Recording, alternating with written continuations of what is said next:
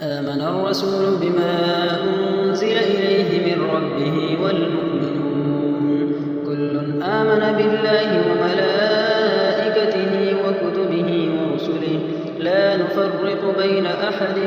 من رسله وقالوا سمعنا وأطعنا غفرانك ربنا وإليك المصير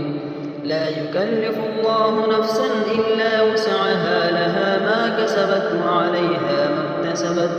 ربنا لا تؤاخذنا إن نسينا أو أخطأنا ربنا ولا تحمل علينا إصرا كما حملته على الذين من قبلنا ربنا ولا تحملنا ما لا طاقة لنا به واعف عنا واغفر لنا وارحمنا أنت مولانا فانصرنا على القوم الكافرين